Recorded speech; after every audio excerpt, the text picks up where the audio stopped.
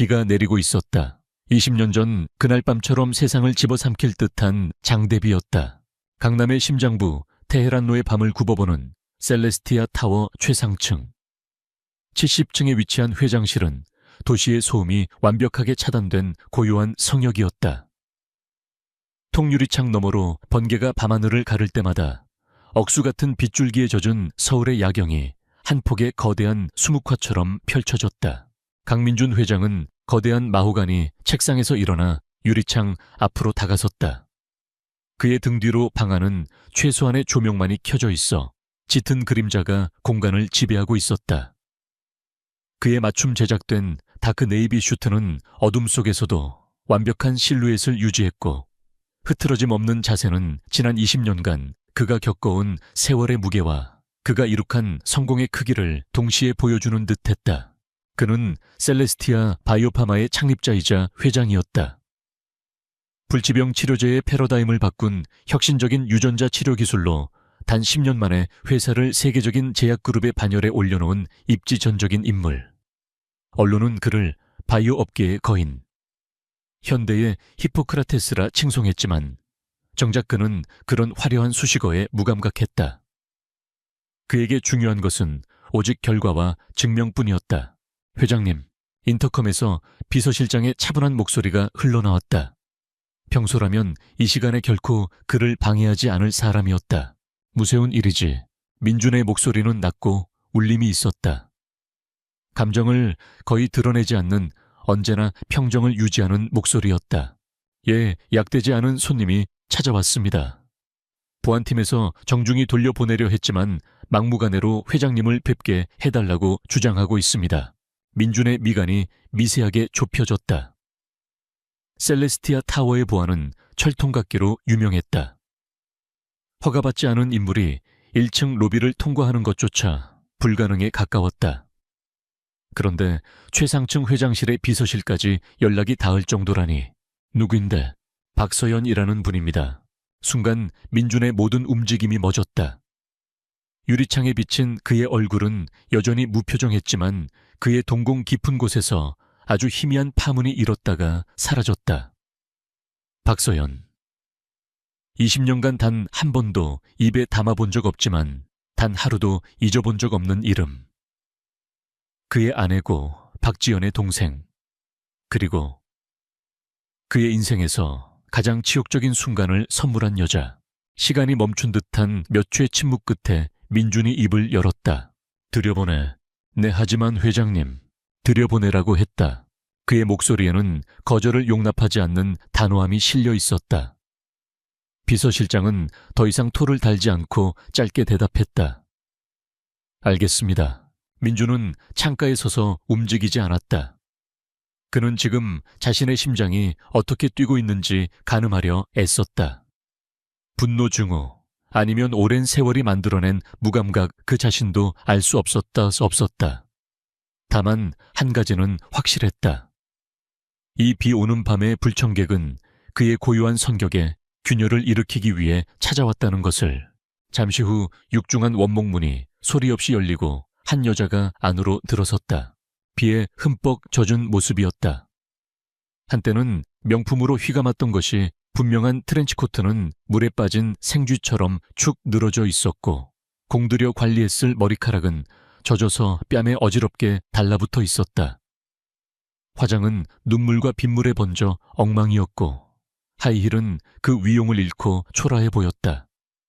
20년 전 세상 모든 것을 발 아래 둔 듯 오만하게 빛나던 그 눈은 이제 불안과 절망으로 가득 차 있었다. 박서연이었다.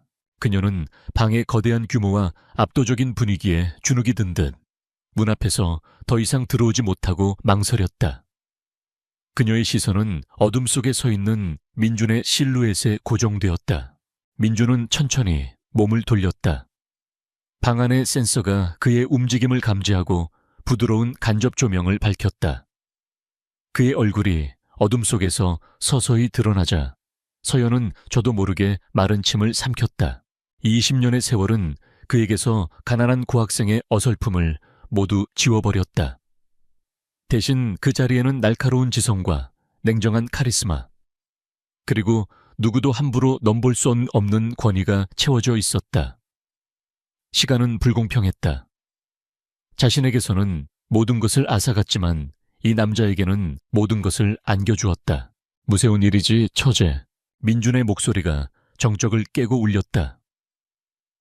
처제라는 단어가 그의 입에서 나오는 순간 서연은 마치 뺨을 맞은 것처럼 움찔했다. 그 호칭은 이제 그와 그녀 사이에 노인 건널 수 없는 강처럼 느껴졌다. 아, 오랜만이요, 형부. 서연의 목소리는 물기를 머금은 채 떨려 나왔다. 그녀는 천천히 그에게 다가왔다. 한 걸음 한 걸음 내디딜 때마다 바닥에 값비싼 카페 위로 흙탕물이 떨어졌다. 날 찾아온 용건이 있을 텐데. 민주는 그녀를 자리에 앉으라고 권하지도 마실 것을 내어주지도 않았다. 그는 그저 팔짱을 낀 채 차가운 관찰자의 시선으로 그녀를 내려다볼 뿐이었다. 서연은 그의 책상 앞에서 멈춰 섰다. 그녀는 차마 그의 얼굴을 똑바로 쳐다보지 못하고 고개를 숙였다. 그녀의 어깨가 가늘게 떨리고 있었다. 도와주세요, 형부. 아바. 제발, 우리 태석이 좀 살려주세요. 그녀의 입에서 아들 이름이 나오는 순간 민준의 눈빛이 얼음장처럼 차가워졌다. 그리고 그 순간 20년 전의 기억이 마치 어제 일처럼 생생하게 그의 뇌리를 스쳐 지나갔다. 20년 전 늦여름에 어느 저녁, 장소는 강남의 한 고급 한정식집 별실이었다.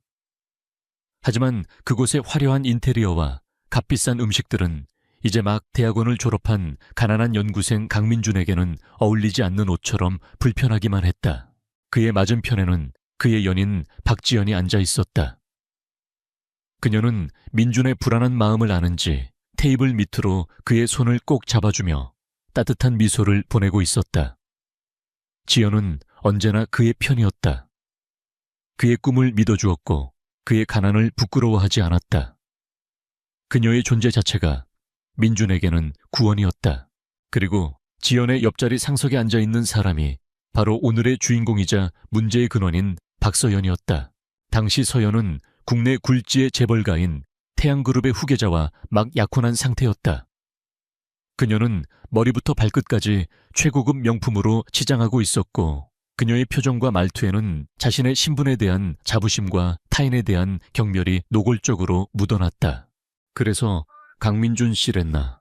서연은 민준을 위아래로 훑어보며 입을 열었다. 그녀의 시선은 마치 감나가는 물건의 흠집을 찾는 감정사처럼 집요하고 차가웠다. 네, 박서연 씨.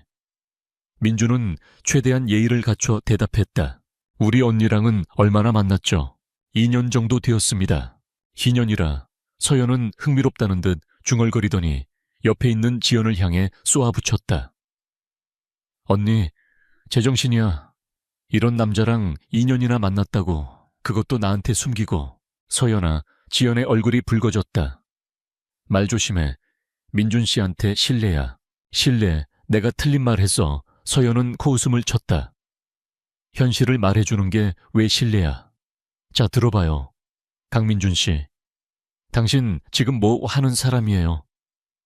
대학원 이제 막 졸업했다면서요. 직업도 없고 돈도 없고 집안은 볼 것도 없을 테고. 안 그래요. 민준은 주먹을 꽉 쥐었다.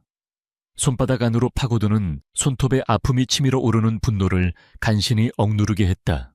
저는 생명공학을 전공했습니다. 앞으로 신약개발 연구원이 될 겁니다. 연구원 부하하. 서연은 큰 소리로 웃음을 터뜨렸다.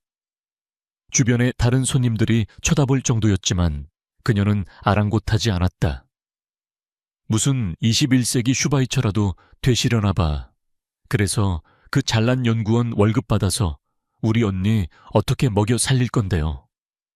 강남의 아파트는커녕 서울에 전세 하나 얻을 수는 있고 우리 언니 평생 고생 한번 안 해본 사람이야.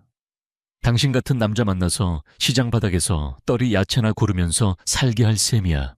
박소연 씨, 민준의 목소리가 낮게 가라앉았다. 말씀이 지나치십니다. 지나쳐 이게 현실이에요, 강민준 씨. 당신이 사는 세상이랑 우리 언니가 사는 세상은 달라. 그런데 감히 주제도 모르고 우리 언니를 넘봐. 서연아, 그만해. 지연이 눈물을 글썽이며 소리쳤다. 나는 민준 씨 있는 그대로를 사랑해. 돈이나 배경 같은 건 상관없단 말이야. 사랑으로 밥이 나와 옷이 나와. 서연은 차갑게 쏘아붙였다. 언니가 아직 세상을 몰라서 그래. 지금이야 콩깍지가 씌어서 그렇겠지. 몇 년만 살아봐. 돈 없는 남자가 얼마나 비참하고 쓸모없는지 알게 될 테니까. 난 내 동생이 그런 남자랑 엮여서 인생 망치는 꼴 못 봐. 서연은 다시 민준에게로 시선을 돌렸다. 그녀의 눈에는 경멸과 함께 일말의 동정심마저 서려 있었다. 마치 벌레를 보는 듯한 눈빛이었다. 강민준 씨, 솔직히 말해서 우리 언니가 당신 같은 남자랑 데이트한다는 거 부끄러워요. 내 약혼자가 알면 뭐라고 생각하겠어. 내 체면이 뭐가 되냐고. 그러니까 오늘부로 깨끗하게 정리해줘요. 위자료가 필요하면 말해요. 내 손에서 적당히 챙겨줄 테니. 그 순간 민준의 머릿속에서 무언가 툭 하고 끊어지는 소리가 났다. 그는 자신도 모르게 자리에서 벌떡 일어났다. 그의 눈빛은 더 이상 분노를 감추지 않고 활활 타오르고 있었다. 됐습니다. 그의 목소리는 조용했지만 그 안에 담긴 무게감에 서연조차 순간 말을 잃었다. 당신 돈 필요 없습니다. 그리고 당신 허락 더더욱 필요 없습니다. 지연 씨에 대한 내 마음은 내가 결정합니다. 당신이 상관할 일이 아니란 말입니다. 그는 지연의 손을 잡았다. 일어나 지연아. 이런 사람하고는 더 이상 할 얘기 없어. 지연은 눈물을 닦고 자리에서 일어났다.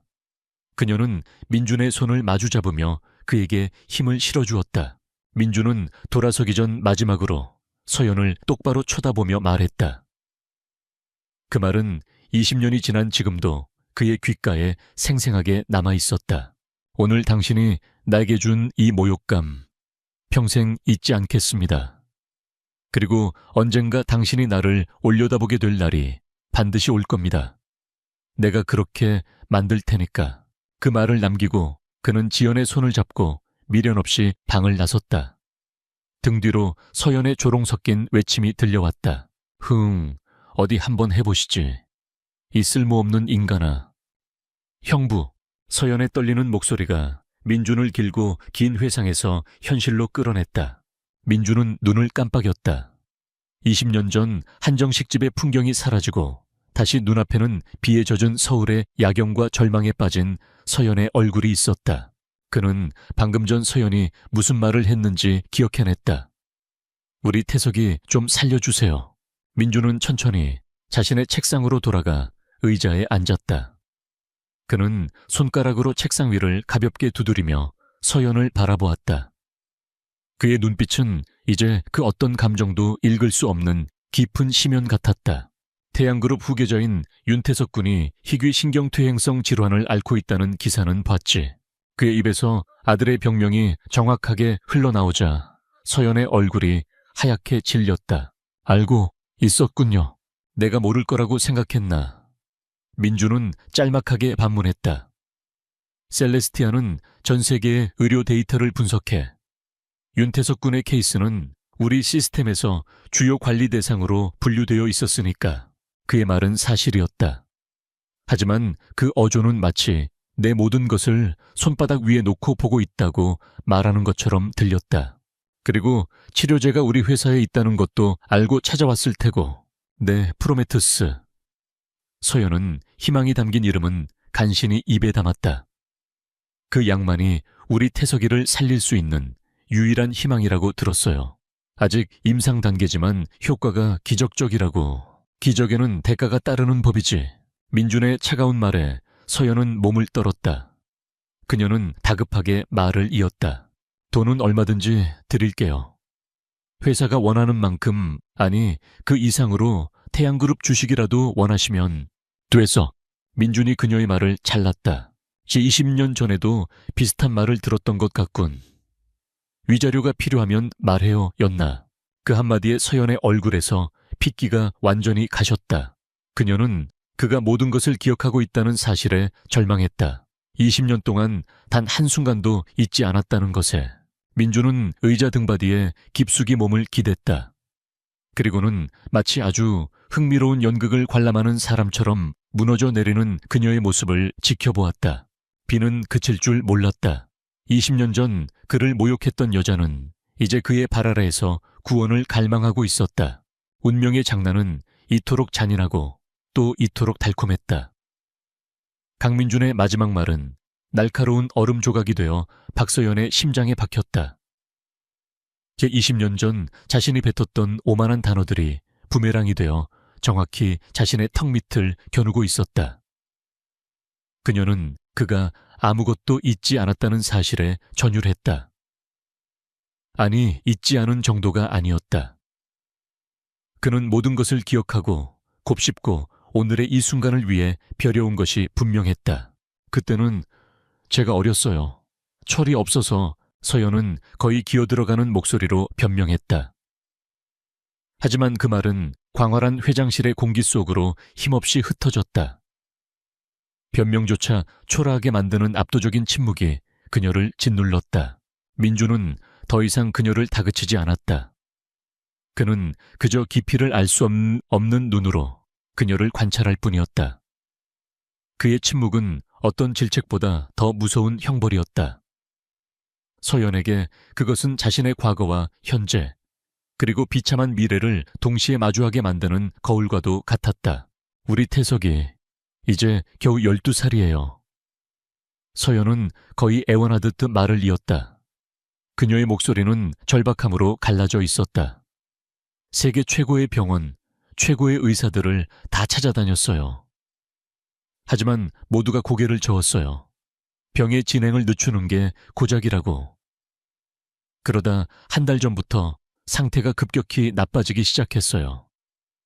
이제는 혼자서는 걷지도 못하고 말도 어눌해졌어요. 의사는 6개월을 넘기기 힘들 거라고 말을 하는 동안 서연의 눈에서 다시 눈물이 흘러내렸다. 빗물과 뒤섞여 엉망이 된 얼굴 위로 새로운 눈물 자국이 생겨났다.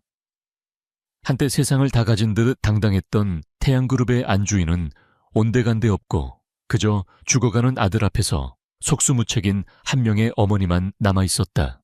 그런데 마지막 희망처럼 형부의 회사 셀레스티아의 프로메테스에 대해 알게 됐어요. 아직 정식 신약은 아니지만 임상에 참여한 환자들에게서 기적 같은 결과가 나타나고 있다고. 제발 우리 태석이에게도 그 기적을 베풀어 주세요. 형부 아니 회장님, 제가 무릎이라도 꿇을게요. 뭐든지 할게요. 그녀는 정말로 무릎을 꿇을 기세였다. 하지만 민주는 차갑게 손을 들어 그녀를 제지했다. 그럴 필요 없어. 그의 목소리는 여전히 평탄했지만 그 안에는 서늘한 경계심이 담겨 있었다. 프로메테스는 아직 임상 2상이 진행 중인 실험용 약물이야. 안전성과 유효성이 완전히 검증되지 않았어. 동정적 사용 프로그램으로 일부 환자에게 투여되고 있긴 하지만 그것 역시 엄격한 내부 규정과 위원회의 승인을 거쳐야 해. 전 세계에서 수천 명의 환자들이 대기하고 있는 상황이고 그는 지극히 사실적이고 사무적인 어조로 설명했다. 하지만 그 내용은 서연에게는 사형 선고나 다름없었다. 절차규정위원회. 그것은 권력과 돈으로도 뚫을 수 없는 철옹성과 같았다. 특히 그 성의 주인이 강민준이라면 더욱더. 규정은 바꿀 수 있잖아요. 형부가 회장님이시잖아요. 서연이 신랏 같은 희망을 붙잡고 말했다. 그래서 안 되는 거야. 민준이 단호하게 말했다. 내가 회장이기 때문에 단 한 명의 예외도 허용할 수 없는 거다. 원칙이 무너지면 셀레스티아의 모든 것이 무너져. 내가 20년간 쌓아 올린 모든 것이. 그의 말은 논리 정연했다. 반박할 여지가 없었다. 하지만 서연은 그 이면에 숨겨진 진짜 이유를 느낄 수 있었다. 이것은 그의 정교하고도 잔인한 복수였다. 그는 그녀에게 희망을 보여준 뒤 그것을 논리라는 이름의 칼로 베어내고 있었다. 남편 윤서방은 뭐라고 하지? 민준이 불쑥 화제를 돌렸다. 서연은 움찔했다. 그 사람도 백방으로 알아보고 있어요. 하지만 태양그룹의 힘으로도 안 되는 일이 있었나 보군. 민주는 마치 남의 이야기처럼 무심하게 말했다. 그의 입가에 스쳐 지나간 희미한 미소는 서연의 눈에 띄지 않았다. 태양그룹, 지난 20년간 대한민국 재계의 군림해 온 거대한 제국. 그리고 그 제국의 황제 윤태석. 민주는 서연보다 그녀의 남편인 윤태석을 더 잘 알고 있었다. 그는 원하는 것을 얻기 위해 수단과 방법을 가리지 않는 냉혈한이었다. 법과 윤리의 경계선을 아슬아슬하게 넘나들며 자신의 제국을 키워온 인물. 민주는 직감적으로 느꼈다. 이 모든 일의 배후에는, 그리고 앞으로 벌어질 모든 일의 중심에는 윤태석이 있을 것이라고. 돌아가. 민준이 최종 통보를 하듯 말했다. 오늘은 이만 돌아가. 공식적인 절차를 통해 동정적 사용 신청서를 제출하도록 해. 다른 모든 환자들과 마찬가지로 위원회에서 검토할 거야. 그 말은 희망처럼 들렸지만 사실은 가장 절망적인 대답이었다. 수천 명의 대기자들, 그리고 기약 없는 기다림. 그것은 아들의 시간이 얼마 남지 않은 서연에게는 사형 선고의 유예 기간일 뿐이었다. 서연은 더 이상 아무 말도 하지 못했다. 그녀는 자신이 완전히 패배했음을 깨달았다. 20년 전 그녀가 그에게 주었던 치욕과 절망을 이제 그가 몇 배로 증폭시켜 돌려주고 있었다. 그녀는 멍하니 몸을 돌려 문 쪽으로 걸어갔다. 빗물과 눈물로 얼룩진 그녀의 뒷모습은 처량하기 짝이 없었다. 문이 닫히고 회장실에는 다시 완벽한 정적이 찾아왔다. 민주는 한동안 그 자리에 못 박힌 듯 앉아 있었다. 박서연이 남기고 간 절망의 기운이 공기 중에 무겁게 떠다녔다. 그는 천천히 일어나 다시 창가로 다가갔다. 빗줄기는 조금도 약해지지 않았다. 그의 머릿속은 복잡했다. 박서연을 향한 복수심 분명 있었다. 하지만 그것만으로는 설명되지 않는 더 깊고 어두운 감정이 그의 마음을 휘젓고 있었다. 그것은 그의 아내 지연에 대한 기억과 맞닿아 있었다. 그는 회장실 한쪽에 숨겨진 작은 문으로 향했다. 지문과 홍채 인식을 거치자 두꺼운 방음문이 소리 없이 열렸다. 그곳은 회장 전용의 작은 휴식 공간이었다. 하지만 그곳에는 침대나 소파 대신 하나의 사진만이 중앙에 놓여 있었다. 결혼식 사진이었다. 사진 속에서 턱시도를 입은 젊은 민주는 어색하지만 행복한 미소를 짓고 있었다. 그리고 그의 곁에서 세상 가장 아름다운 웨딩드레스를 입은 지연이 환하게 웃고 있었다. 그녀의 미소는 마치 주변의 모든 것을 밝히는 햇살 같았다. 민주는 사진 액자를 조심스럽게 들어 올렸다. 그의 손길은 마치 깨지기 쉬운 보물을 다루듯 부드러웠다. 그는 엄지손가락으로 사진 속 지연의 얼굴을 천천히 쓸었다. 지연아. 그의 입에서 아내의 이름이 흘러나왔다. 그 순간 20년간 굳게 닫아두었던 감정의 댐에 균열이 가기 시작했다. 15년 전 어느 대학병원의 중환자실. 소독약 냄새가 코를 찔렀다. 각종 의료기기들이 내는 기계음이 끊임없이 울려 퍼지며 삶과 죽음의 경계선을 위태롭게 알리고 있었다. 민주는 굳은 얼굴로 유리창 너머를 보고 있었다. 창 너머 침대에는 그의 아내 지연이 누워 있었다. 그녀의 몸에는 수많은 튜브와 전선이 연결되어 있었고 산소호흡기가 그녀의 희미한 숨결을 돕고 있었다. 한때 햇살처럼 빛나던 그녀의 얼굴은 병매에 시달려 창백하게 말라 있었다. 원인을 알 수 없는 자가 면역 질환. 그녀의 몸이 스스로를 공격하는 끔찍한 병이었다. 당시의 의료 기술로는 병의 진행을 늦추는 것 외에는 아무런 방법이 없었다. 민주는 그때 작은 제약연구소의 말단 연구원이었다. 밤낮으로 연구에 매달렸지만 그의 지식과 열정은 아내의 병 앞에서는 무력하기 짝이 없었다. 그는 매일 밤 아내의 병상 옆을 지키며 수많은 논문을 읽고 새로운 치료법을 찾아 헤맸다. 하지만 현실의 벽은 높고 차가웠다. 민준 씨. 어느 날 밤 잠시 의식이 돌아온 지연이 힘겹게 그의 이름을 불렀다. 민주는 황급히 그녀의 손을 잡았다. 뼈만 앙상하게 남은 손은 얼음장처럼 차가웠다. 나 왔어, 지연아. 괜찮아. 지연은 힘겹게 미소를 지었다.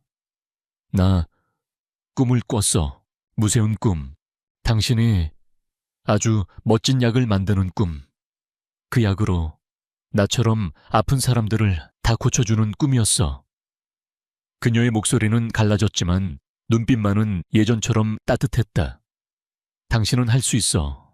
당신은 세상에서 가장 똑똑하고 위대한 사람이니까. 민준의 눈에서 눈물이 흘러내렸다.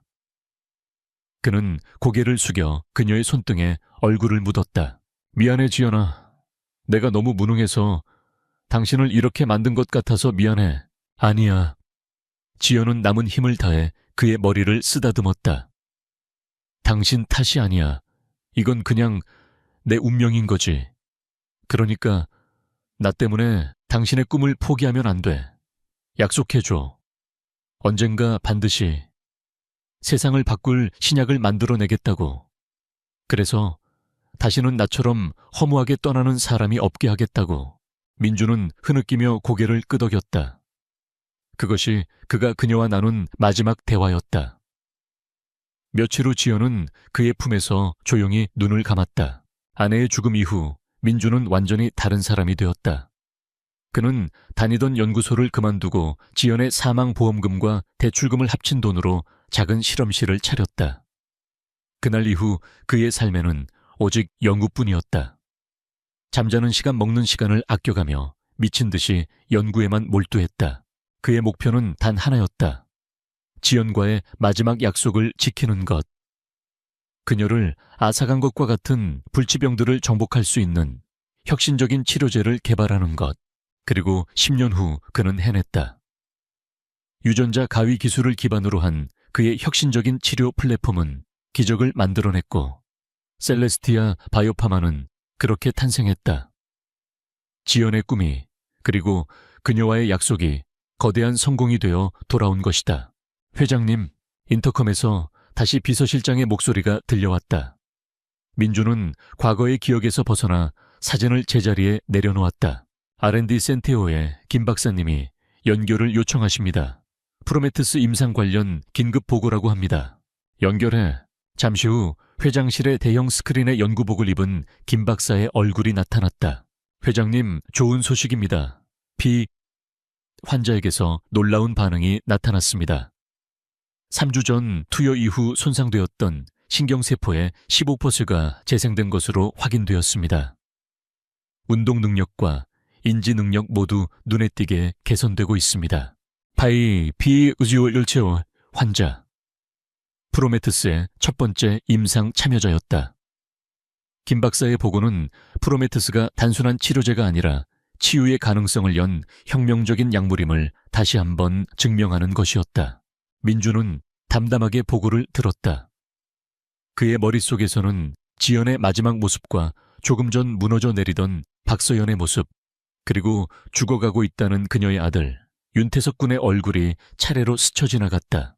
운명의 아이러니였다.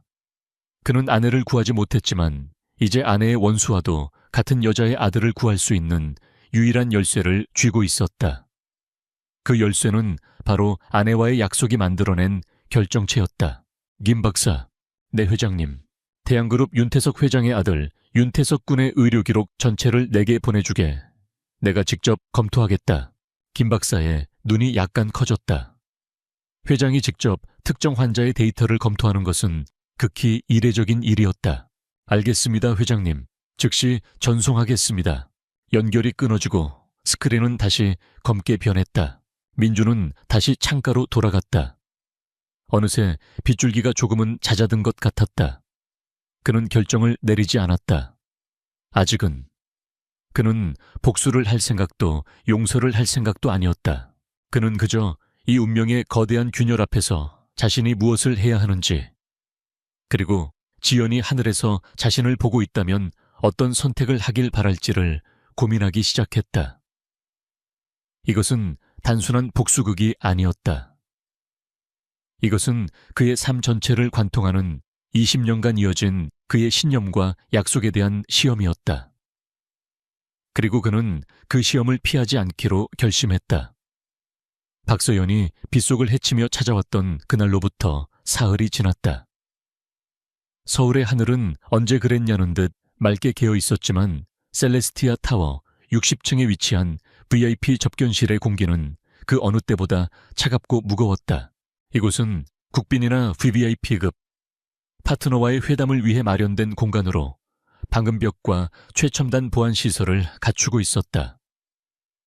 중앙에는 60명이 앉을 수 있는 거대한 흑단 테이블이 놓여 있었고 한쪽 벽면 전체는 서울의 정형을 한눈에 담는 통유리로 되어 있었다. 하지만 지금 이 방 안에 그 누구도 창밖의 풍경을 감상할 여유는 없었다. 테이블 한쪽에는 강민준 회장이 앉아 있었다. 그의 곁에는 셀레스티아의 법무팀장인 조 변호사와 비서실장인 오진우 상무가 배석해 있었다. 세 사람 모두 감정을 읽을 수 없는 포커페이스를 유지한 채 맞은편의 인물들을 응시하고 있었다. 그리고 맞은편. 그곳에는 태양그룹의 윤태석 회장과 그의 아내 박서연이 앉아 있었다.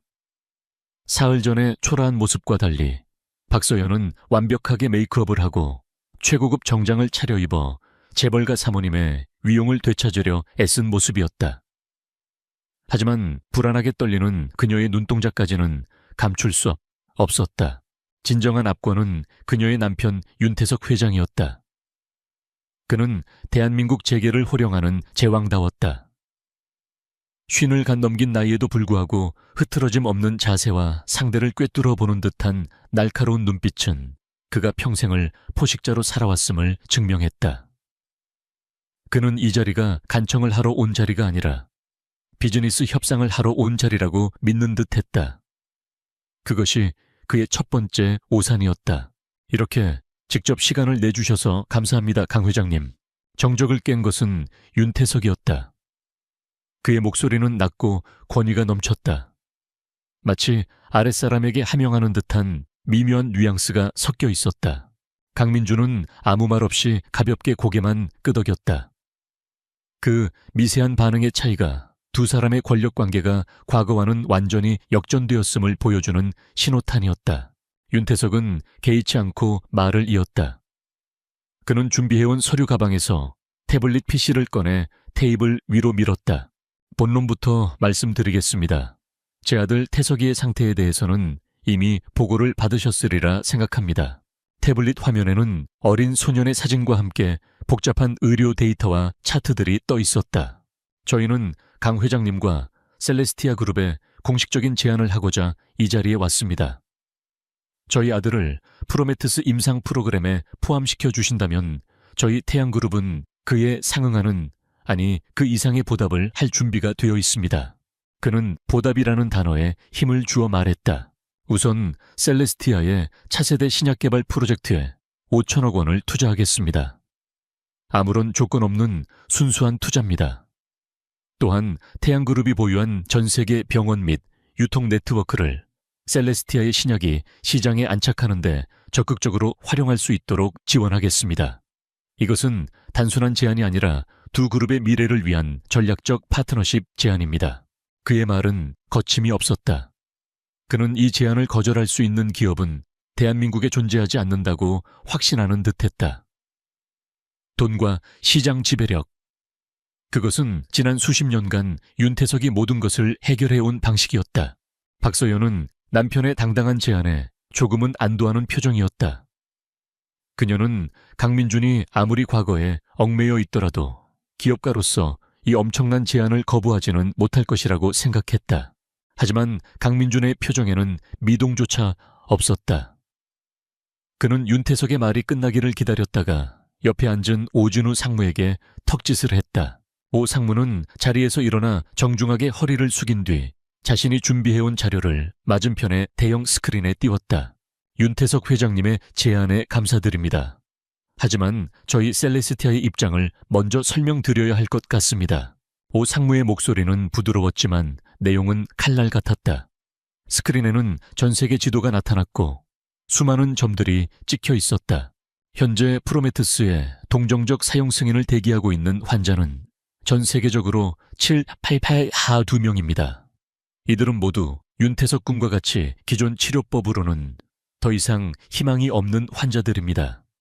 저희는 이 모든 환자들의 데이터를 기반으로 가장 시급하고 또 임상적으로 가장 유의미한 데이터를 제공할 수 있는 환자를 내부윤리위원회의 엄격한 심사를 통해 선정하고 있습니다. 그는 화면을 전환했다. 이번에는 복잡한 규정들이 나열된 문서가 나타났다. 이 또한 프로메테스는 현재 미국 FDA와 한국식약처에 관리해 이중맹검법으로 임상 2상이 진행 중입니다. 이는 약물을 투여하는 의사도 투여받는 환자도 자신이 진짜 약을 투여받는지 위약을 투여받는지 알 수 없다는 의미입니다. 임상의 객관성과 데이터의 신뢰성을 확보하기 위한 필수적인 절차입니다. 이 원칙을 깨는 것은 신약 개발 자체를 포기하는 것과 같습니다. 오 상무의 설명이 이어지는 동안 윤태석의 얼굴은 서서히 굳어갔다. 강민주는 한마디도 하지 않았지만 그의 대리인을 통해 당신 아들만 특별 취급할 수 없다는 메시지를 명확하고도 논리적으로 전달하고 있었다. 이것은 단순한 거절이 아니었다. 윤태석이 평생 무기로 삼아온 힘의 논리를 절차와 원칙이라는 더 견고한 논리로 무력화시키는 과정이었다. 그런 규정이야말로 사람을 살리라고 있는 것 아닙니까? 윤태석이 참지 못하고 말을 끊었다. 내 아들이 죽어가고 있단 말입니다. 그런데 고작 서류상의 원칙 때문에 그 기회를 박탈하겠다는 겁니까? 그 서류상의 원칙이 없었다면 프로메테스라는 약 자체가 세상에 존재하지 않았을 겁니다, 회장님. 처음으로 강민준이 입을 열었다. 그의 목소리는 차갑게 울려 퍼졌다. 셀레스티아는 그 원칙 위에서 세워진 회사입니다. 그리고 저는 그 원칙을 목숨처럼 지킬 겁니다. 윤태석은 할 말을 잃었다. 그는 처음으로 벽을 느꼈다. 돈으로도 권력으로도 부술 수 없는 거대한 벽. 그의 눈빛이 분노로 이글거리기 시작했다. 그는 자신이 통제할 수 없는 상황에 놓였다는 사실을 참을 수 없었다. 결국 그는 마지막 카드를 꺼내들었다. 그것은 그가 가진 가장 원초적이고 강력한 무기였다. 좋습니다, 강 회장님. 그는 몸을 테이블 앞으로 바싹 당겨 앉았다. 그의 목소리는 아까보다 훨씬 낮고 은밀해졌다. 원칙 좋습니다. 하지만 세상 모든 원칙에는 예외가 있는 법입니다. 그리고 그 예외를 만드는 것이 바로 대가지요. 제가 제안하겠습니다. 5천억이 부족하다면 1조를 투자하겠습니다. 아니, 아예 셀레스티아의 지분을 사들이겠습니다. 강 회장님이 원하는 만큼 10% 20% 아니면 태양그룹의 주식을 원하십니까? 좋습니다. 제가 가진 태양그룹 지주사의 주식 10%를 드리겠습니다. 시가로 2조가 넘는 금액입니다. 이 정도면 강 회장님의 원칙에 대한 충분한 보상이 되리라 생각합니다만 그 순간 접견실의 공기가 얼어붙었다. 법무팀장과 오 상무조차 이 상상을 초월하는 제안에 놀라 숨을 죽였다. 이것은 단순한 투자가 아니었다.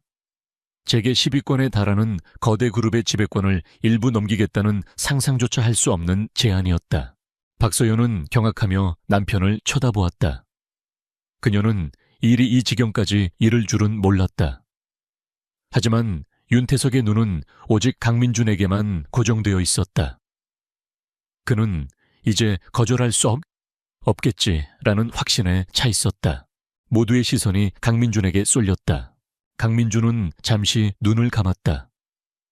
그의 머릿속에 20년 전 허름한 한정식 집에서 모욕감에 떨며 주먹을 쥐었던 자신의 모습이 스쳐 지나갔다.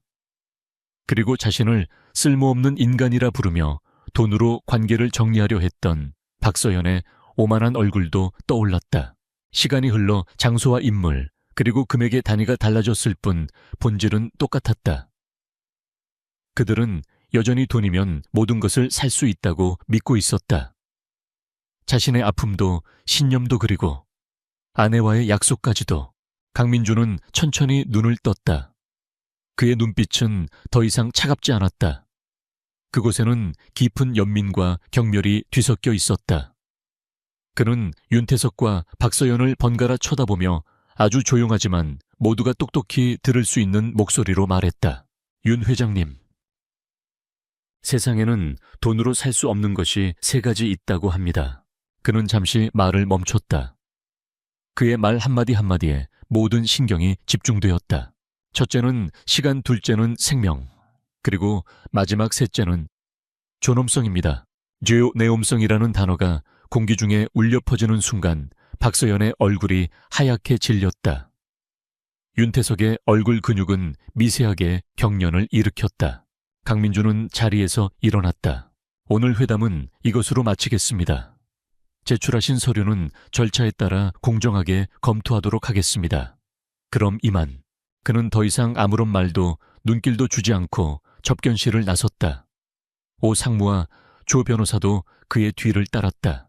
거대한 접견실에 윤태석과 박서연 단 2사람만 남았다. 윤태석은 태어나서 처음으로 완벽한 패배감과 치욕감을 맛보았다. 그는 자신이 던진 2조 원짜리 제안이 존엄성이라는 단 3음절의 단어 앞에서 어떻게 산산조각 났는지를 깨달았다. 그는 단순한 경쟁자를 만난 것이 아니었다. 그는 자신의 모든 것을 꿰뚫어보고 자신의 가장 강력한 무기를 비웃는 심판자를 만난 것이다. 그는 부서질 듯 주먹을 쥐었다. 그의 눈에는 분노와 함께 생전 처음 느껴보는 희미한 두려움이 서려 있었다. 한편 자신의 집무실로 돌아온 강민주는 창가에 서서 멀리 보이는 북한산을 응시했다. 그의 손에는 윤태석 군의 의료 기록 파일이 들려 있었다. 그의 계산된 거절은 완벽하게 성공했다. 윤태석의 자존심을 짓밟고 그를 절망의 구렁텅이로 몰아넣었다. 하지만 민준의 마음은 이상하게도 평온하지 않았다. 존엄성. 그가 뱉은 그 단어는 윤태석뿐만 아니라 자기 자신을 향한 것이기도 했다.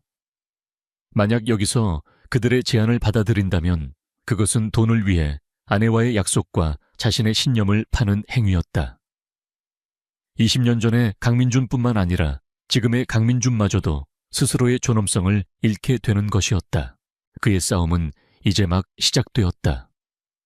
그리고 그것은 윤태석을 무너뜨리는 것만으로 끝나지 않을 것임을 그는 예감하고 있었다. 더 깊고 어두운 진실이 그를 기다리고 있었다. 윤태석과 박서연이 치욕과 분노를 안고 떠나간 후 강민준의 집무실에는 다시 깊은 정적이 내려앉았다. 그는 자신의 의자에 앉아 1시간 넘게 미동도 하지 않았다. 그의 시선은 책상 위에 놓인 윤태석 군의 의료 기록 파일에 고정되어 있었지만 그의 생각은 훨씬 더 깊고 어두운 곳을 헤매고 있었다. 단순한 거절과 모욕감의 반사. 그것만으로는 이 가슴 속의 응어리가 풀리지 않았다. 무언가 석연치 않은 구석이 있었다. 20년 전 건설과 중공업이 주력이었던 태양그룹이 제약 바이오 분야에 관심을 가졌던가. 어렴풋한 기억 속에서 당시 태양그룹은 제약 사업과는 아무런 관련이 없는 것처럼 보였다.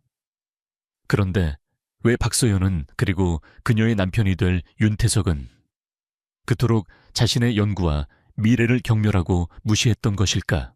그것은 단순한 신분 차이에서 오는 오만함만으로는 전부 설명되지 않는 보다 근원적인 의문이었다. 민주는 인터컴 버튼을 눌렀다. 안 실장 내 방으로 오게. 채 1분도 되지 않아 집무실 문이 소리 없이 열리고 그림자 같은 사내가 안으로 들어섰다. 50대 중반으로 보이는 군더더기 없는 체격과 감정을 전혀 읽을 수 없는 얼굴을 한 남자. 그는 셀레스티아 그룹의 감사실장이자 보안 총책임자인 안기철이었다. 국가정보원에서 해외 파트 공작을 담당했던 전설적인 인물로 민준이 회사를 설립할 때 가장 먼저 영입한 인물이기도 했다. 그는 민준에게 절대적으로 충성했고 그의 능력은 의심의 여지가 없었다. 안 실장은 민준의 맞은편 의자에 소리 없이 앉았다. 민준은 서두르지 않고 천천히 입을 열었다. 20년 전의 일을 좀 조사해 줘야겠어.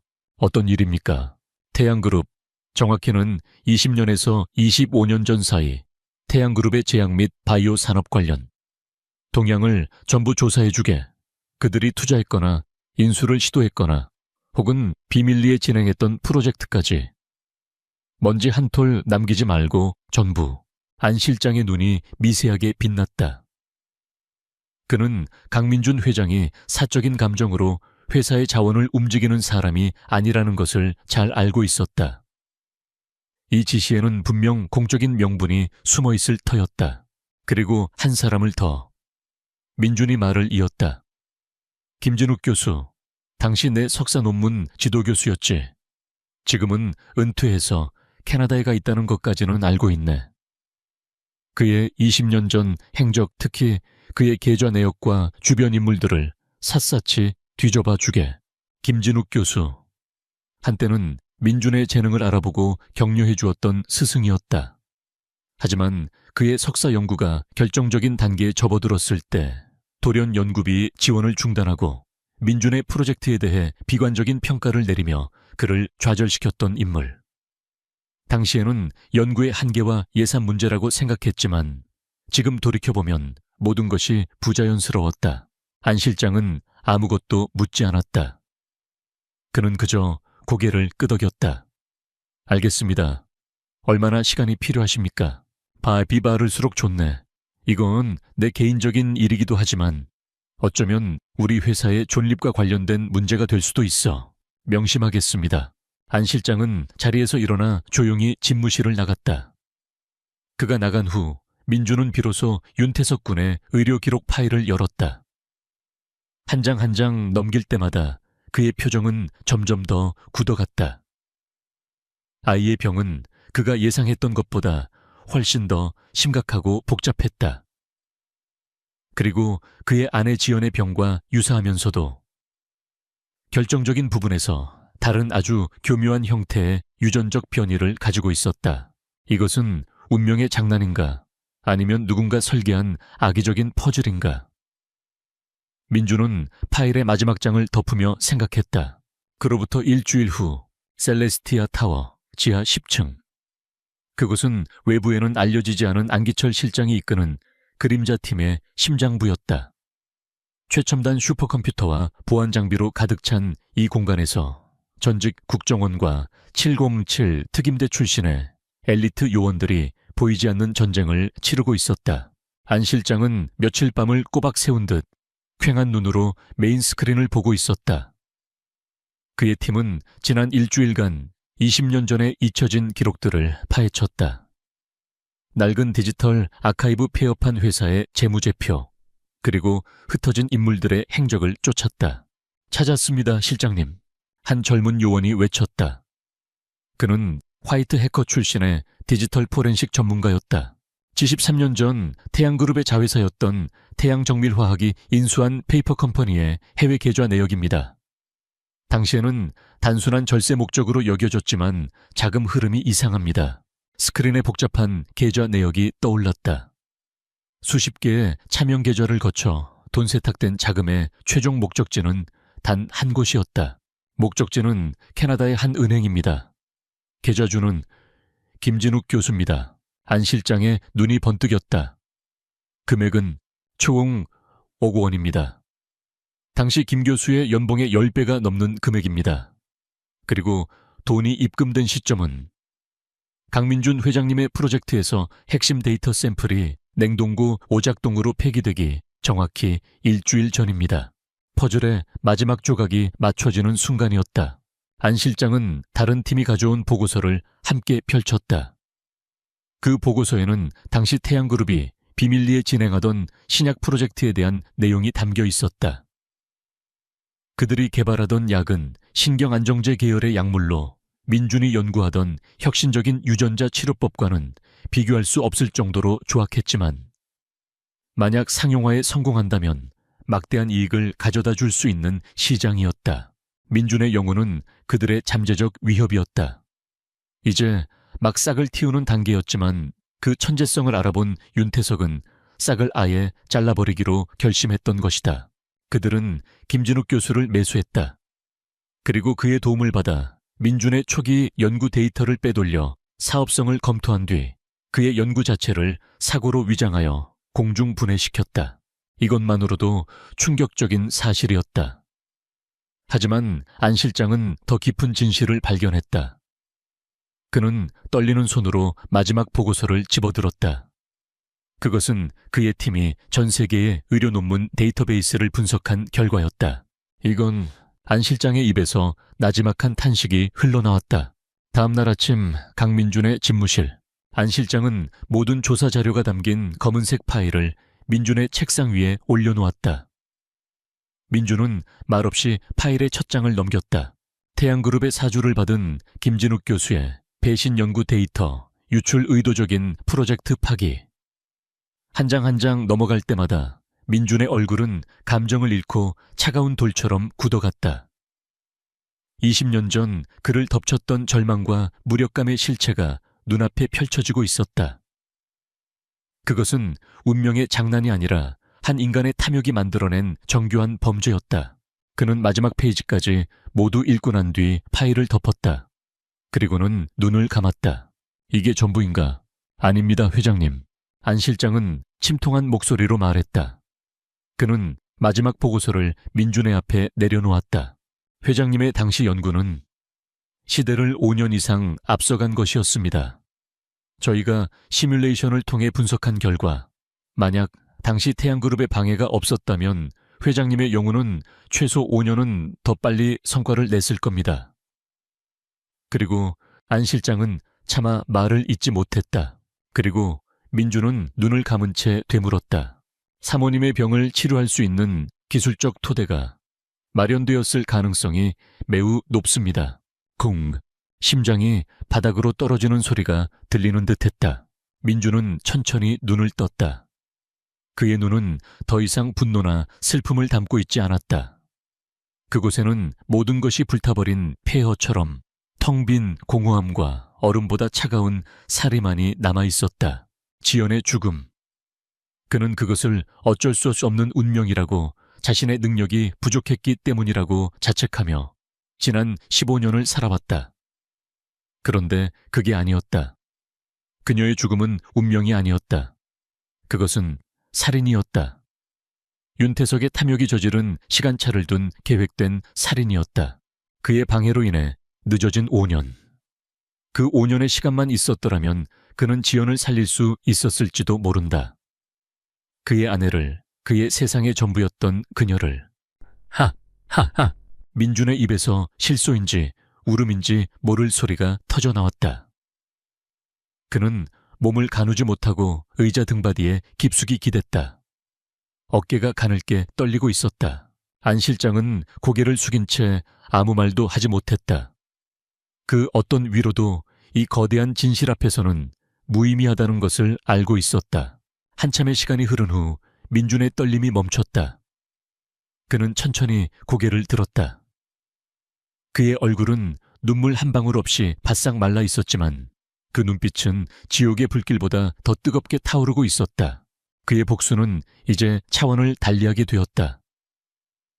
이것은 더 이상 존엄성에 대한 문제가 아니었다. 이것은 빼앗긴 시간에 대한, 빼앗긴 미래에 대한, 그리고 빼앗긴 아내의 목숨에 대한 피해 대가를 받아내는 일이었다. 단순히 그들을 무너뜨리는 것만으로는 부족했다. 윤태석이 자신에게서 가장 소중한 것을 앗아갔듯이 그에게서도 가장 소중한 것을 앗아가야 했다. 그가 가진 모든 것을 파괴하고 그를 희망의 가장 높은 곳에서 절망의 가장 깊은 나락으로 떨어뜨려야 했다. 민주는 자리에서 일어나 창가로 걸어갔다. 그의 등 뒤로 안 실장이 조용히 그의 다음 명령을 기다리고 있었다. 안 실장, 네 회장님, 게임을 시작하지. 민준의 목소리는 섬뜩할 정도로 고요했다. 태양그룹의 모든 비자금 내역 정관계 로비 리스트, 그리고 오너 일가의 모든 비리 증거를 확보해. 그리고 언론사에 흘릴 준비를 하게. 단 우리가 직접 나서는 게 아니야. 가장 정의로운 가면을 쓴 가장 굶주린 늑대에게 먹이를 던져줄 거다. 그의 눈이 번뜩였다. 그리고 캐나다에 있는 김진욱 교수를 한국으로 데려올 방법을 찾아 스스로 제 발로 걸어 들어와 20년 전의 진실을 자기 입으로 고백하게 만들어야 해.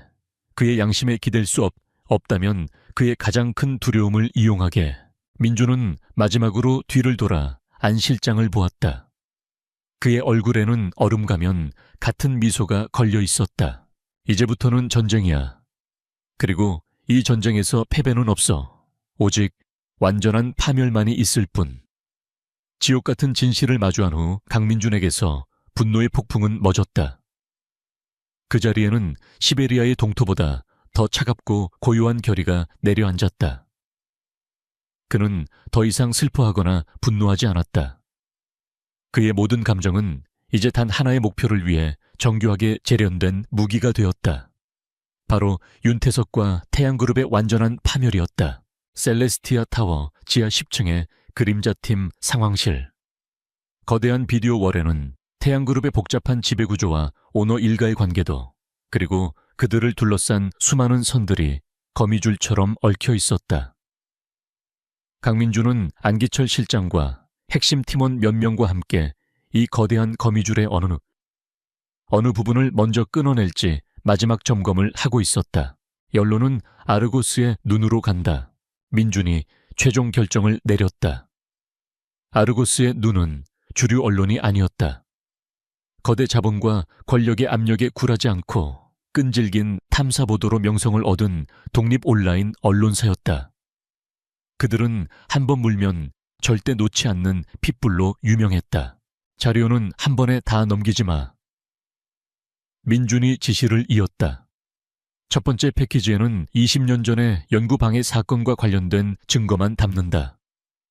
김진욱 교수의 진술은 아직 제외해. 일단 불을 붙이는 게 중요해.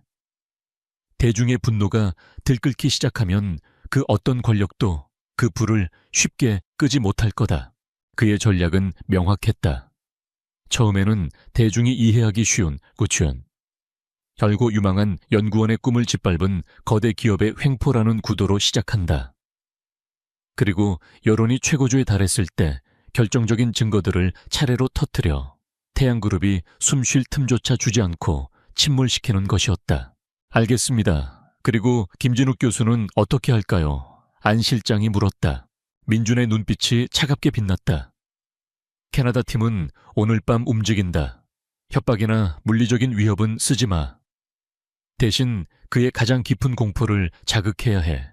그는 스크린에 떠있는 김진욱 교수의 프로필을 응시했다. 사진 속에는 인자한 미소를 짓고 있는 노 교수의 모습이 있었다. 그에게 두 가지 선택지를 줘. 첫째, 조용히 한국으로 돌아와 검찰의 모든 것을 자수하고 우리의 보호 아래서 감형을 받는 것. 둘째, 거부하고 캐나다에 남는 것. 그럴 경우 그의 아들이 운영하는 펀드의 불법 자금 내역이 캐나다 국세청과 언론에 동시에 제보될 거라고 전해. 선택은 그의 몫이야. 자신의 죄를 책임지고 남은 인생을 참회하며 살 것인지, 아니면 아들의 인생까지 함께 파멸시킬 것인지. 그것은 양심의 호소가 아니었다. 그것은 가장 교묘하고 잔인한 방식의 심리적 압박이었다. 바로 그날 밤 두 개의 전선에서 동시에 작전이 개시되었다. 서울의 한 허름한 오피스텔에 위치한 아르고스의 눈 편집국. 익명의 제보자로부터 믿을 수 없는 수준의 증거 자료가 담긴 이메일 한 통이 도착했다. 편집장은 처음에는 반신반의했지만 자료를 검토할수록 그의 눈은 경악으로 물들었다. 이것은 단순한 기업 비리가 아니었다. 이것은 한국 재벌의 추악한 민낯을 그대로 드러내는 거대한 스캔들이었다. 그는 즉시 특별 취재팀을 소집했다. 같은 시각 캐나다 밴쿠버의 한적한 교회 주택. 은퇴 후 평화로운 노년을 보내고 있던 김진욱 교수는 갑작스럽게 찾아온 두 명의 정중하지만 서늘한 동양인 남자와 마주 앉아 있었다. 그들은 자신을 강민준 회장의 대리인이라고 소개했다. 그리고는 그의 앞에 두 개의 서류 봉투를 내려놓았다. 하나는 20년 전 그가 태양그룹으로부터 5억 원을 받은 계좌 내역과 강민준의 연구를 방해했다는 증거들이었다. 다른 하나는 그의 아들이 월가의 유명 헤지펀드 매니저로 성공하기까지 저질렀던 내부자 거래와 불법 자금 운용에 대한 방대한 자료였다. 김진욱 교수의 얼굴은 하얗게 질리다 못해 잿빛으로 변했다. 그는 지난 20년간 죄책감 속에서도 애써 묻어두었던 과거의 망령이 자신의 아들의 미래까지 인질로 잡고 나타났다는 사실에 전신을 떨었다. 선택의 여지는 없었다. 그리고 사흘 후 폭풍이 시작되었다. 단독 태양그룹 20년 전 유망연구원 프로젝트 고의 파기 의혹, 미래를 훔친 재벌, 아르고스의 눈에서 터져나온 첫 번째 기사였다. 기사는 태양그룹이 자신들의 이익을 위해 한 젊은 과학자의 인생과 대한민국의 미래 기술을 어떻게 짓밟았는지를 상세하고 극적으로 묘사했다. 물론 강민준의 실명은 거론되지 않았다. 비운의 천재 과학자 K로만 지칭되었을 뿐이다. 기사는 공개된 지 1시간 만에 모든 포털 사이트에 메인 뉴스를 장식했고 SNS는 그야말로 들끓었다. 대중의 분노는 삽시간에 번져나갔다. 재벌 개혁을 외치는 목소리가 드높아졌고 태양그룹 제품에 대한 불매운동 조짐까지 일어났다. 주식시장은 즉각적으로 반응했다. 개장과 동시에 태양그룹의 모든 계열사 주가는 하한가로 직행했다. 단 하루 만에 수조 원의 시가총액이 증발했다. 태양그룹 본사 회장실. 윤태석은 괴성을 지르며 책상 위에 모든 것을 쓸어버렸다. 이게 다 뭐야? 당장 이 기사 내려 아르고스의 눈. 그 버러지 같은 놈들 얼마면 돼? 얼마를 원하든 다 주고 입을 막으란 말이야. 홍보실장과 법무팀장이 땀을 뻘뻘 흘리며 보고했다. 회장님, 아르고스의 눈은 접촉 자체가 되지 않습니다. 그리고 이미 기사는 통제할 수 없을 정도로 퍼져나갔습니다. 다른 언론사들도 전부 받아서 후속 보도를 쏟아내고 있습니다. 강민준, 그놈 짓이야. 강민준, 그 자식이 꾸민 짓이라고. 윤태석은 짐승처럼 으르렁거렸다. 심증은 있었지만 물증이 없었다. 그는 자신이 가진 모든 인맥을 동원해 언론사와 정관계에 압력을 넣으려 시도했다. 하지만 아무도 그의 전화를 받지 않았다. 이미 불길은 너무나도 거세졌고 누구도 이 활화산 같은 여론에 함께 뛰어들어 타죽고 싶어 하지 않았다. 그는 처음으로 자신이 고립되었다는 사실을 깨달았다. 그가 간신히 상황을 수습하려 발버둥치던 바로 그때 두 번째 파도가 그를 덮쳤다. 인천국제공항 입국장. 캐나다에서 막 도착한 김진욱 교수가 수많은 취재진 앞에서 비장한 표정으로 섰다. 그는 시민단체의 보호를 받으며 떨리는 목소리로 준비해온 성명서를 읽어 내려가기 시작했다. 저는 20년 전 태양그룹의 사주를 받고 당시 제 제자였던 한 유망한 연구원의 프로젝트를 고의로 파기시킨 죄인입니다. 윤태석 회장은 저에게 거액의 돈을 건네며 장차 태양그룹의 경쟁자가 될 수 있는 싹을 잘라달라고 지시했습니다. 저는 오늘 그 모든 진실을 검찰에 자수하고 죗값을 달게 받겠습니다. 이 장면은 모든 방송사를 통해 전국에 생중계되었다. 이제 게임은 끝났다. 익명의 의혹은 이제 가해자와 피해자가 명확한 사건이 되었다. 검찰은 더 이상 여론을 무시할 수 없었다. 당일 오후 서울중앙지검은 즉시 특별수사팀을 꾸려 태양그룹 본사에 대한 대대적인 압수수색을 단행했다. 윤태석은 자신의 집무실, 통유리창 너머로 검찰 수사관들이 들이닥쳐 서류를 박스에 담고 컴퓨터를 압수하는 광경을 망연자실하게 지켜보고 있었다. TV에서는 자신의 얼굴과 함께 출국 금지 조치, 피의자 신분 소환조사 예정이라는 자막이 흘러나오고 있었다. 그가 평생을 바쳐 쌓아 올린 철옹성 같던 제국이 단 며칠 만에 안에서부터 무너져 내리고 있었다. 그는 강민준이 던진 첫 번째 돌멩이가 이토록 거대한 산사태를 일으킬 줄은 상상도 하지 못했다. 강민준은 단순히 그를 공격한 것이 아니었다. 그는 대중의 분노와 사법 시스템, 그리고 언론이라는 거대한 톱니바퀴들을 정확하게 계산하여 움직였다. 그리고 그 톱니바퀴들은 이제 스스로 돌아가며 태양그룹이라는 거대한 바위를 가루로 만들어버리고 있었다. 점은 선이 되었고 이제 돌아갈 수 있는 다리는 모두 불타버렸다. 윤태석은 자신의 성꼭대기에 갇힌 고립된 왕이었다. 그는 창밖으로 펼쳐진 자신의 왕국이 불타는 모습을 지켜보며 생전 처음으로 공포에 질려 몸을 떨었다. 아직 진짜 지옥은 시작되지도 않았다는 것을 예감하면서 강민준이 쏘아 올린 불화살은 정확히 태양그룹의 화약궤에 명중했다. 김진욱 교수의 양심선언과 검찰의 압수수색은 시작에 불과했다. 안기철의 그림자팀이 아르고스의 눈을 통해 차례로 터뜨린 후속 보도들은 태양그룹이라는 거대한 제국을 뿌리부터 뒤흔들었다. 수천억 원대의 비자금 조성 혐의, 정관계에 대한 조직적인 로비 오너 일가의 상속세 탈루와 해외 재산 은닉까지 그들이 지난 수십 년간 쌓아온 추악한 비밀들이 하나씩 백일에 드러났다. 여론은 걷잡을 수 없이 악화되었고 태양그룹은 공공의 적으로 낙인 찍혔다. 파트너사들은 등을 돌렸고 은행들은 대출금 회수에 나섰다. 주가는 휴지 조각이 된 지 오래였다.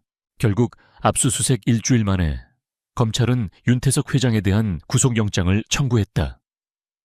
법원은 증거인멸 및 도주의 우려가 있다며 영장을 발부했다. 그날 아침 한남동의 호화로운 자택 앞에서 윤태석은 포토라인에 섰다. 한때 대한민국 경제대통령으로 군림했던 그의 모습은 처참했다.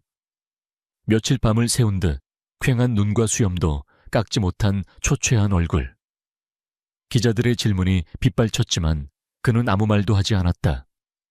그저 분노와 치욕으로 일그러진 얼굴로 카메라를 노려볼 뿐이었다. 철컹 하는 소리와 함께 그의 손목에 은색 수갑이 채워지는 장면은 전 국민에게 생중계되었다. 제국의 황제는 그렇게 죄수복을 입고 역사의 뒤양일로 퇴장했다.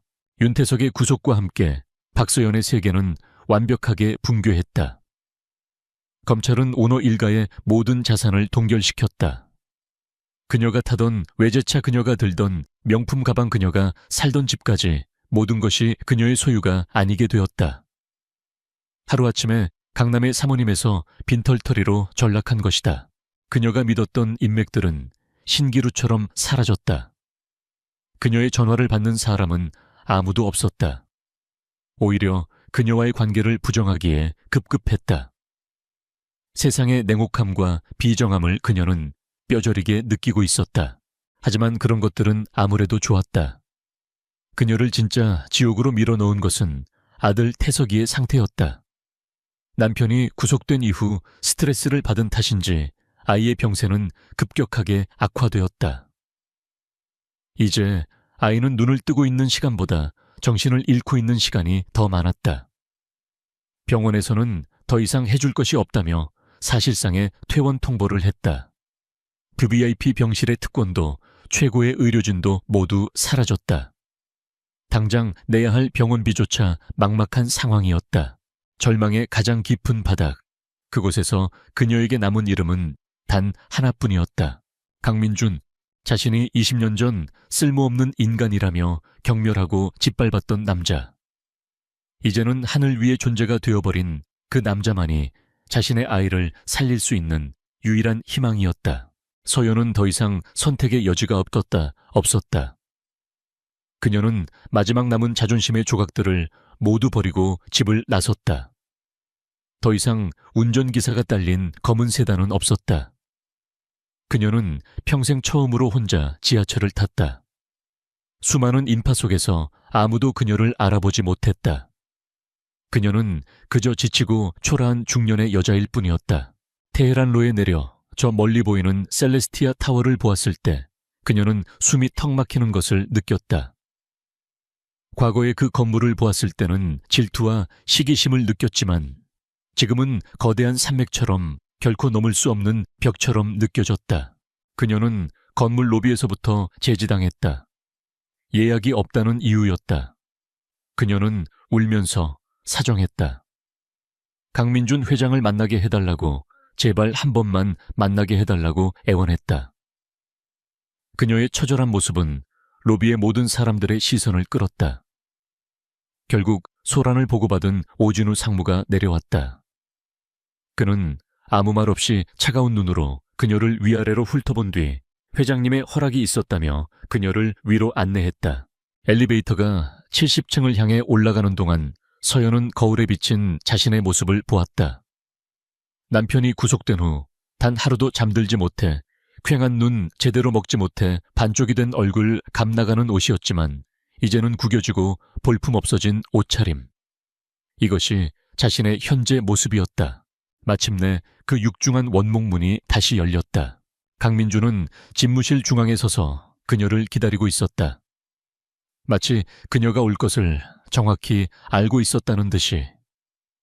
그의 자세는 흐트러짐이 없었고 그의 얼굴에는 그 어떤 감정도 떠오르지 않았다. 그는 고요한 심판자처럼 죄인의 등장을 말없이 지켜보고 있었다. 서연은 차마 안으로 들어가지 못하고 문지방에 서서 그를 바라보았다. 형부. 그녀의 입에서 간신히 목소리가 새어나왔다. 그는 대답하지 않았다. 서연은 비틀거리며 안으로 들어섰다. 그녀는 그의 몇 걸음 앞에서 멈췄다. 할 말이 너무나도 많았지만 무슨 말부터 시작해야 할지 알 수 없었다. 머릿속이 하얗게 비어버렸다. 결국 그녀의 입에서 터져나온 것은 논리적인 설명이나 설득이 아니었다. 그것은 한 맺힌 절규였다. 우리 태석이가, 우리 아들이 죽어가요. 이제 의사도 포기했어요. 매일 발작을 일으키고 숨 쉬는 것조차 힘들어해요. 형부, 아니 회장님, 제발 우리 아들 좀 살려주세요. 그녀의 눈에서 뜨거운 눈물이 쉴 새 없이 흘러내렸다. 그녀는 손으로 입을 막고 오열했다. 강민주는 여전히 아무 말 없이 그녀를 내려다보고 있었다. 그의 침묵 속에서 서연은 20년 전 자신이 그에게 했던 모든 말들이 칼날이 되어 자신에게 되돌아오는 것을 느꼈다. 그의 눈빛은 이제 와서 왜 내게 구걸하는 거지? 네가 경멸하던 그 쓸모없는 인간에게라고 말하는 것 같았다. 그 순간 서연의 머릿속에서 마지막 이성의 끈이 툭 하고 끊어졌다. 그녀는 더 이상 서 있을 수 없었다. 그녀의 다리에 힘이 풀리며 그대로 바닥에 주저앉았다. 그리고는 조금의 망설임도 없이 강민준의 발치 앞으로 기어가기 시작했다. 얘야. 강민준의 눈동자가 아주 미세하게 흔들렸다. 서연은 그의 구두 끝이 보이는 곳에서 멈췄다. 그리고는 이마가 바닥에 닿을 정도로 아주 깊이 머리를 숙였다. 잘못했어요. 차가운 대리석 바닥 위로 그녀의 울음 섞인 목소리가 퍼져나갔다. 제가 다 잘못했어요, 형부. 그녀는 이마를 바닥에 댄 채 흐느끼며 말했다. 20년 전에 제가 형부한테 했던 말들. 제가 얼마나 오만하고 어리석었는지 이제야 알겠어요. 사람의 가치를 돈으로 판단하고 형부의 꿈을 비웃었던 거. 정말 죄송해요. 평생을 후회해도 모자랄 큰 죄를 지었어요. 그녀의 어깨가 격렬하게 들썩였다. 이것은 연기가 아니었다. 전략적인 행동도 아니었다. 모든 것을 잃고 마지막 남은 희망 앞에서 한 인간이 보일 수 있는 가장 처절한 참회였다. 언니한테도, 하늘에 있는 우리 언니한테도 너무 미안해요. 언니가 얼마나 형부를 믿고 사랑했는지 알면서도 제가 그 마음에 상처를 줬어요. 제가 천벌을 받는 거예요. 이 모든 게 다 제가 저지른 죗값이에요. 그녀는 고개를 들었다. 눈물과 콧물로 범벅이 된 얼굴로 바닥에 엎드린 채 그를 올려다보았다. 그 눈빛에는 더 이상 오만함이나 질투는 없었다. 오직 순수한 절망과 간절한 구원 요청만이 담겨 있었다. 하지만 우리 아들은, 태석이는 아무 죄가 없어요. 제 죄 때문에 그 아이가 죽어가게 할 수는 없어요. 제발 자비를 베풀어 주세요. 형부의 분노와 미움은 전부 저한테 푸세요. 저를 때리셔도 좋고 욕하셔도 좋아요. 평생 형부 발밑에서 종처럼 살라고 해도 그렇게 할게요. 그러니까 제발 우리 아들 목숨만은. 그녀는 말을 잇지 못하고 다시 바닥에 이마를 박고 통곡했다. 강민주는 무릎 꿇고 애원하는 그녀를 말없이 내려다보았다. 20년. 그는 이 순간을 꿈꿔왔다. 자신을 모욕했던 저 여자가 자신의 발 아래에서 무릎 꿇고 용서를 비는 순간을, 복수가 완성되는 이 순간을. 하지만 막상 그 순간이 오자 그의 마음속에서 차오른 것은 통쾌함이나 승리감이 아니었다. 그 대신 이상할 정도로 텅 빈 허무함과 깊은 연민이 자리 잡았다. 그의 눈앞에 있는 것은 더 이상 거만했던 처제가 아니었다. 그저 자식을 살리기 위해 모든 것을 내던진 한 명의 비참한 어머니일 뿐이었다. 그는 하늘에 있는 아내 지연을 생각했다. 만약 지연이 이 광경을 본다면 과연 기뻐할까?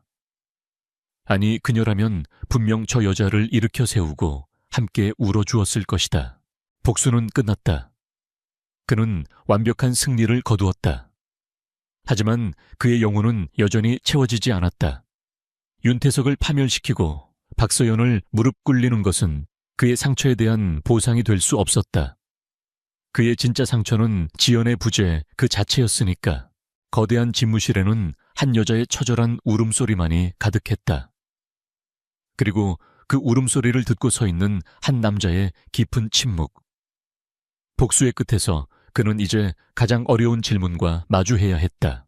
이제 무엇을 할 것인가? 박소연의 통곡 소리가 거대한 집무실의 정막을 갈랐다. 그 소리는 20년간 묵혀온 한 여자의 후회였고 자식을 잃을 위기에 처한 어미의 단말마였으며 한때 오만했던 영혼이 완전히 부서져 내리는 파열음이었다. 강민주는 자신의 발치 아래 엎드려 있는 그녀를 내려다보았다. 그의 시선은 차가운 대리석 바닥에 이마를 대고 용서를 비는 처참한 모습에 머물렀다. 복수는 완성되었다. 그가 상상했던 것보다 훨씬 더 완벽하고 훨씬 더 처절하게. 하지만 그의 마음은 텅 비어 있었다. 마치 거대한 폭풍이 휩쓸고 지나간 뒤에 폐허처럼 승리의 환호 대신 공허한 바람소리만이 맴돌았다. 그는 이 순간을 위해 20년을 달려왔다. 아내의 죽음 이후 그의 삶을 지탱해 온 것은 지연과의 약속, 그리고 복수라는 두 개의 기둥이었다. 이제 한쪽 기둥이 완성되었지만 그의 영혼은 오히려 균형을 잃고 휘청거렸다. 그는 눈을 감았다. 그러자 칠흑 같은 어둠 속에서 한 사람의 얼굴이 떠올랐다. 그의 세상에서 유일한 빛이었던 아내 박지연. 그녀는 언제나 웃고 있었다. 가난한 연구생이었던 자신을 부끄러워하지 않고 오히려 그의 꿈을 세상에서 가장 위대한 것이라 믿어주었던 사람. 그녀는 늘 말했다. 민준 씨, 당신 손에는 사람을 살리는 힘이 있어. 나는 그걸 믿어. 당신의 그 따뜻한 마음과 명석한 두뇌가 언젠가 세상을 더 나은 곳으로 만들 거야. 돈이나 명예 때문이 아니라 당신은 그런 사람이니까. 따뜻한 마음.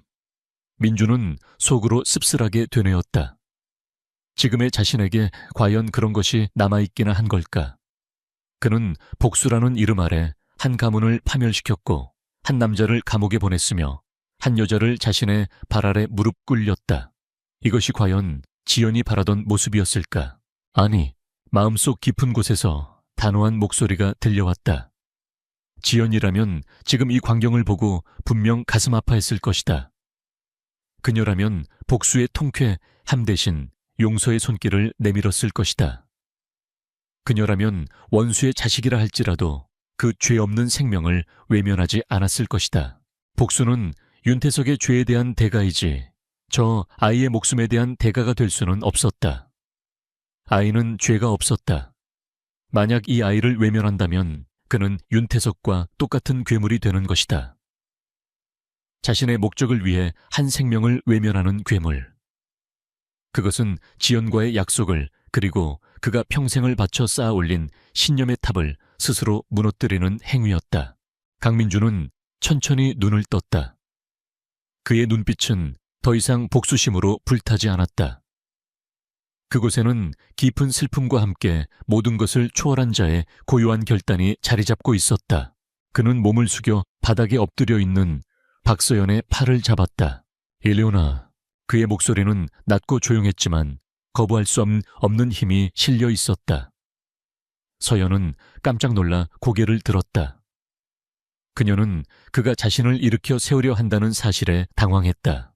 일어나라고 했다. 그는 그녀의 팔을 잡아당겨 억지로 일으켜 세웠다. 서연은 다리에 힘이 풀려 비틀거렸지만 그는 그녀가 똑바로 설 때까지 놓아주지 않았다. 나는 당신을 용서하지 않아. 강민준이 입을 열었다. 그의 말은 얼음처럼 차가웠다. 서연의 얼굴에 다시 절망이 어렸다. 당신이 내게 저지른 짓, 그리고 당신 남편이 내 아내에게 저지른 짓은 평생 용서받을 수 없는 죄야.